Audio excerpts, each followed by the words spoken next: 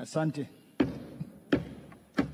Mheshimiwa Mwenyekiti, nakushukuru kwa kunipa nafasi na mimi kutoa mchango wangu kwa hoja iliyoko mezani. Mheshimiwa Mwenyekiti, awali ya yote naomba nimshukuru sana Mwenyezi Mungu aliyenipa kibali kuwa sehemu ya bunge la 12, lakini alinipa kibali vile vile kuhudumu kwenye serikali ya awamu ya 6. Mheshimiwa Mwenyekiti, jitihada hazizidi kudura. Kudra ya Mwenyezi Mungu ndiyo imetufikisha hapa, ninamshukuru sana.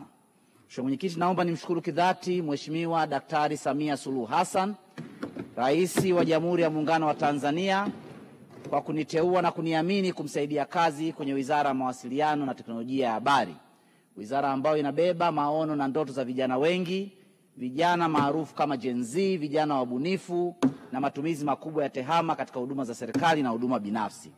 Mheshimiwa Mwenyekiti, niungane na wachangiaji waliozungumza leo na siku zilizopita kumpongeza Daktari Samia Suluhu Hassan kwa kazi kubwa alizofanya katika kutekeleza miradi ya kimkakati nchini na kuiacha nyuma sekta ya mawasiliano na teknolojia ya habari.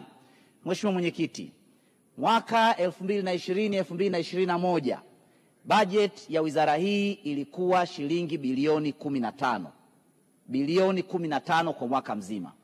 Mheshimiwa Mwenyekiti, hoja iliyoko mezani ina sehemu ya bajeti ya Wizara ya Mawasiliano na Teknolojia ya Habari kwa mwaka wa fedha 2025-2026, na bunge hili lilipitisha bajeti ya shilingi bilioni 291 toka bilioni 15 wakati anaingia madarakani mpaka bilioni 291, ongezeko la asilimia 1840.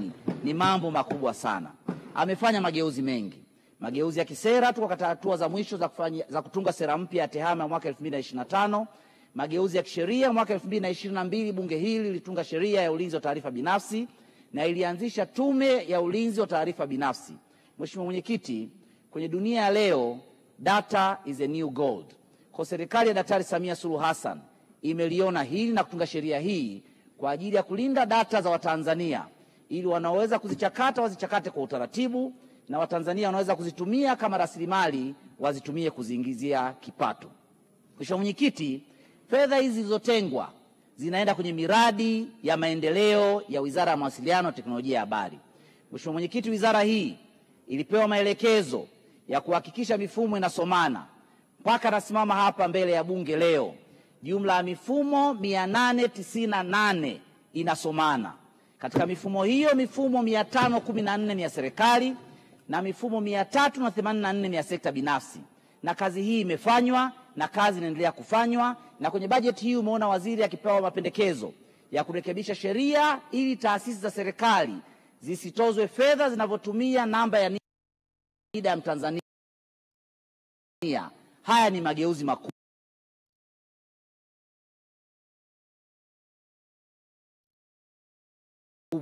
yanaenda kusogeza huduma kwa Mtanzania, yanaenda kufanya Tanzania kidigitali iweze kutendeka na kuweza kumsaidia mwananchi na kukuza uchumi wa taifa letu. Mheshimiwa Mwenyekiti, Daktari Samia Suluhu Hassan ndani ya miaka 4 na miezi mitatu amejenga jumla ya kilomita 3621 za mkongo wa taifa wa mawasiliano na kufanya ujenzi huu kufikia asilimia 82 ya kilomita 4442. Amejenga vituo vya kutolea huduma 111, ni asilimia 100 ya malengo tuliyojiwekea. Amefanya jumla ya mkongo wa nchi nzima kufikia kilomita 13820, kati ya mkongo wote wa taifa kilomita 16280. Haya ni mageuzi makubwa.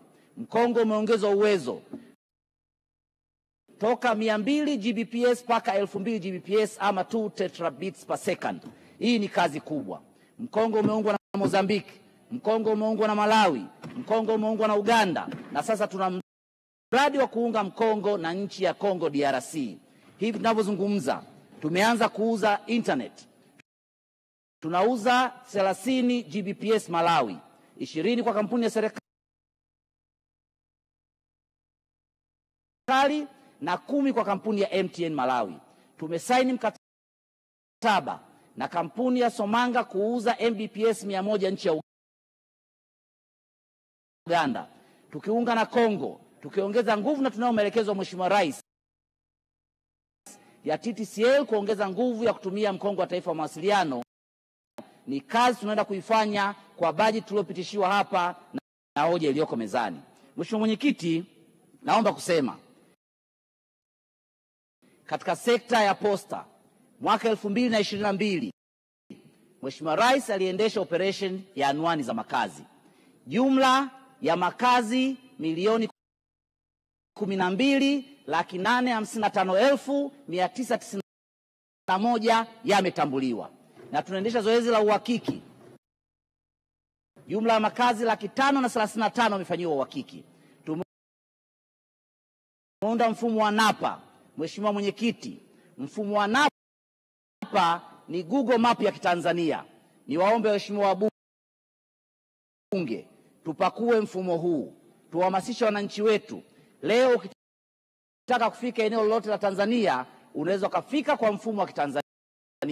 Na waheshimiwa wabunge, tarehe 28 kuna kazi inaanza. Ukitaka kufika kwa balozi wa shina, ukitaka kufika kwenye tawi, mfumo huu unaweza kusaidia kufika kidigitali. Hiyo ndio Tanzania ya kidigitali ya Daktari Samia Suluhu Hassan. Mheshimiwa Mwenyekiti, tarehe 29 Julai mwaka 2024 Daktari Samia Suluhu Hassan alizindua mkakati wa Tanzania ya kidigitali, Tanzania Digital Economy Strategy ya miaka 10 toka mwaka 2024 mpaka mwaka 2034. Mkakati huu unatekelezwa, una nguzo 6 na wizara imejipanga kikamilifu katika kuhakikisha nguzo hizi zinafikiwa. Mheshimiwa Mwenyekiti, wabunge wengi wamechangia hoja mbalimbali na wako walioonyesha maeneo ambayo wizara inatakiwa kufanyia kazi. Naomba kulitaarifu bunge lako na kuliondoa shaka. Wizara imejipanga kwenye eneo la emerging technologies ama teknolojia zinazoibukia, artificial intelligence, akili unde.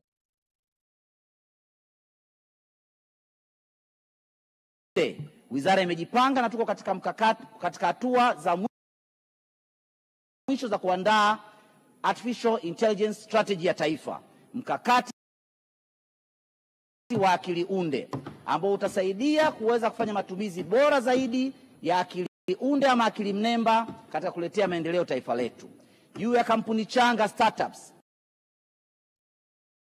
ambazo zinaajiri vijana wengi wabunifu, serikali ya Daktari Samia Suluhu Hassan inatekeleza mradi wa ujenzi wa incubation hubs 8 nchi nzima kwenye majiji makubwa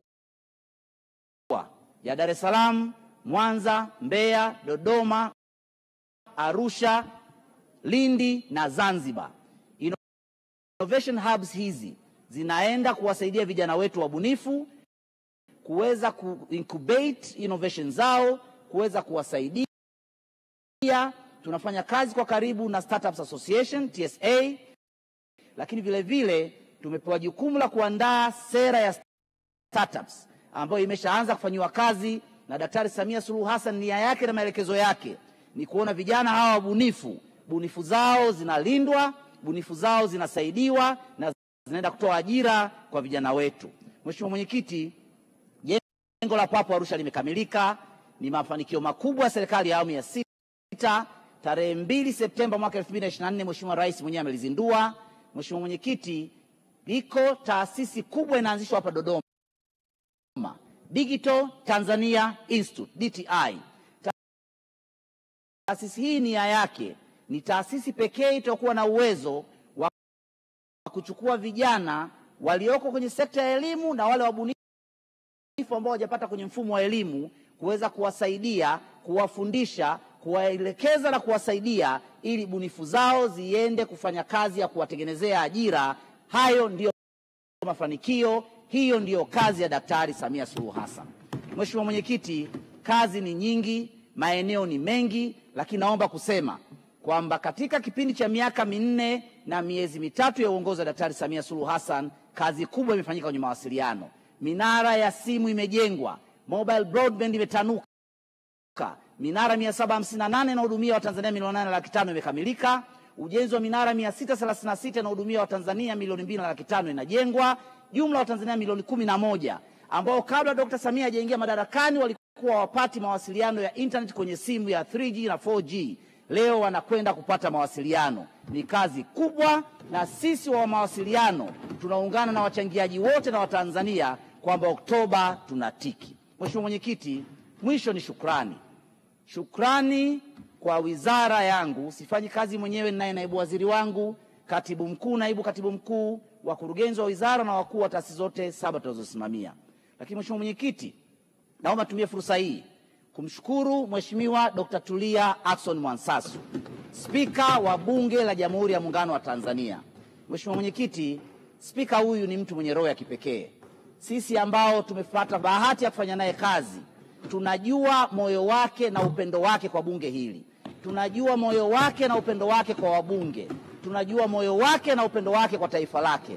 Niungane na wenzangu kuwaomba wananchi wa Uyole waturudishie spika huyu, waturudishie kiongozi huyu, na mimi nitaungana na wale wote wanaosema ikikipendeza chama kumleta hapa, siamini kuna mtu atayekuwa anapingamizi na yeye kurudi katika kiti hicho.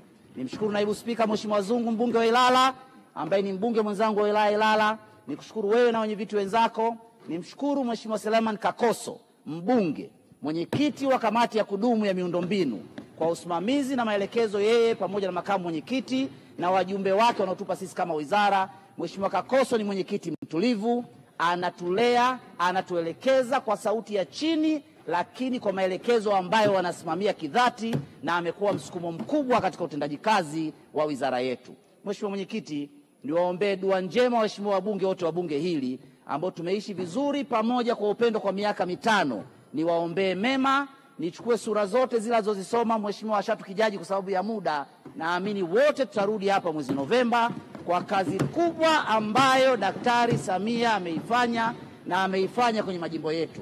Tutembee kifua mbele, tukayaseme kwa uwazi. Ameniambia Mheshimiwa Wesu, nilimwomba msemo mmoja, anasema mtu akikaribia kufa lazima atupetupe mikono na miguu. Hao wanaosema huko mtaani ni kauli ya mtu anayekaribia kufa, lakini kazi kubwa imefanyika. Wabunge, tembeeni kifua mbele, nendeni mkayaseme, na Mwenyezi Mungu atufanyie kila laheri. Tukutane hapa mwezi Novemba. Mheshimiwa Mwenyekiti, nakushukuru sana. Naunga mkono hoja. Asante sana. Asante sana Mheshimiwa Jerry Silaa.